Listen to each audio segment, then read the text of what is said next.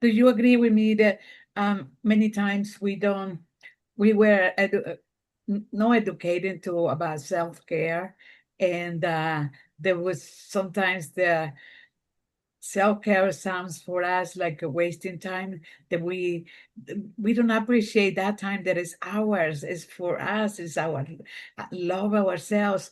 But for some women is especially, it's so hard to be able to take that time and to say, this is for me, for reading, for listening music, do some yoga or whatever.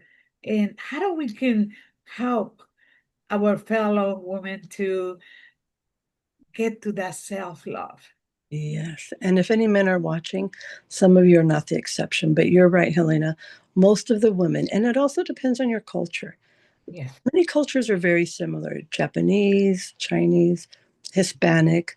A lot of the cultures where the woman is the one that's supposed to do almost everything, right? And there's even little memes where the husband says, well, I'm going to help you, and like, what do you mean you're going to help me? We do this together, right?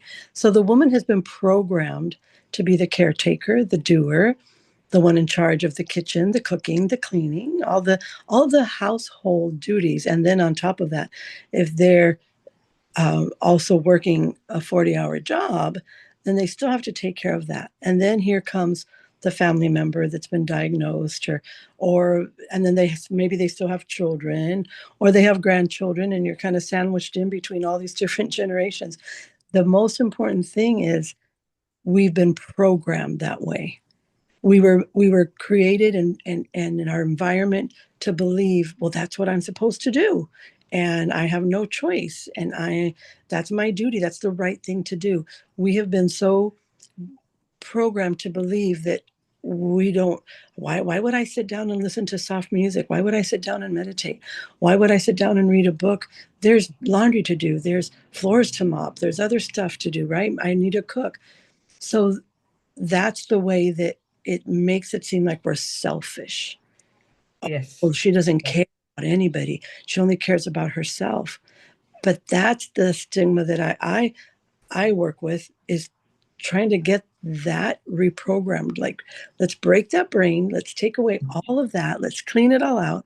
Because honestly, the best way that you can be of service to someone, the best way that you can make a difference in your family's life, especially if you're the mother, single mother, or you're the mother and you're the go-to for everything. They can't find this, they can't find that. You're the one that has to resolve most of the issues. If you don't take care of yourself, how it's such a deep class. And believe me, I do 3 months just of this alone in my classes to help these women reprogram themselves to not feel guilty for resting, to not feel guilty for hiding in the bathroom, maybe with a good book or something, whatever it Yeah. takes, because especially when you have little ones, they'll find you. So it is very important, Helena, that the woman realizes it's okay. And it's also okay to not be okay for a moment. Don't beat yourself up if you didn't get it right, or if you did something and you feel like, oh, what did I do? No, it's okay to not be okay for a moment. No one says Yeah. you have to be perfect.